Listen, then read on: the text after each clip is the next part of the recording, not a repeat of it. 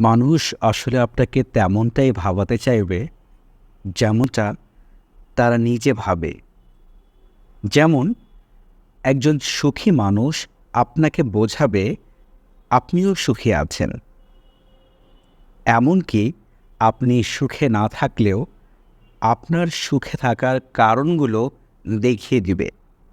এতে করে আপনি কিন্তু সুখ অনুভব করবেন। আবার হতাশাগ্রস্ত একজন মানুষ আপনার সুখ দেখেও চোখে আঙুল দিয়ে দেখিয়ে দিবে আপনার হতাশার কারণগুলো। আর এতে করে আপনার মধ্যেও হতাশার জন্ম নেবে। সেজন্য বন্ধু নির্বাচনে সতর্কতা অবলম্বন করা উচিত। কিন্তু আত্মীয়-স্বজন তো আর বাছাই করা যায় না।